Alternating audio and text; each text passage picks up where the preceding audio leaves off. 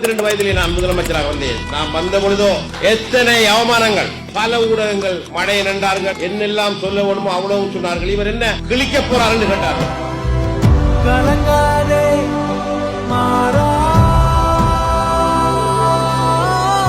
6 சட்டம் ஒழுங்கு நீதி சட்டங்கள் உருவாக்கிறோம். குளத்துக்கு சட்டம் கொண்டு வந்தோம், டிரான்ஸ்போர்ட்டுக்கு சட்டம் கொண்டு வந்தோம், போலீஸ் காணிக்கும் சட்டம் கொண்டு வந்தோம். கலங்காதே மாறா எத்தனை பாடசாலை தரமித்திரோம், எல்லாம் எத்தனை பாடசாலைகளுக்கு மன்னவி பாடசாலை, எத்தனை 17 பாடசாலையை கட்டினோம். அக்குரானையிலே, ஓமடியாமடுவிலே, போரதீவிலே, கழுவங்கனிலே இந்த மாவட்டத்தின் ஆதிகுடிகள் தமிழ் கற்க முடியாமல் கிடந்தார்கள், தமிழ் எழுத்தை பார்க்க முடியாமல் இருந்தார்கள், தமிழ் எழுதி வருகிற பஸ் பாய்க்கு ஏற இல்லாமல் இருந்தார்கள். வீரா வீரா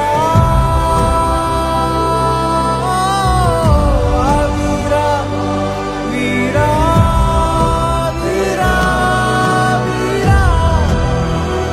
வீரா வீரா இப்படியான இடத்திலே நாங்கள் சொல்லுவோம் தானே போலி தேசியம் என்று. போலி தேசியம் பேசிக் கொண்டே வந்தார்கள். நாங்கள் தான் நடைமுறையிலே தேசியத்தின் அடிப்படை மொழியை கற்பிப்பதற்கு அதிகூடிய ஆசிரியரை நியமித்து எல்லா கிராமப்புற பாடசாலைக்கு அனுப்பினோம். எல்லா பயல்காணிகளுக்கும் உண்ணுவதற்கு காசு கொடுத்தோம், உழவனுக்கு காசு கொடுத்தோம், எல்லா நிலங்களுக்கும் நெல்லை வாரி கொடுத்தோம். லெவல் அடிக்கிறதுக்கு 20 மூணு விளையிறத 30 மூணு விளையிறது லெவல் அடிக்க நாங்க காசு கொடுத்தோம். மீயாங்கல் குளத்தில் 7000 ஏக்கர் சித்தாண்டி வந்தான மொழியாக்கள் செய்யற வயலுக்கு 6 குளங்கட்டி கொடுத்தது.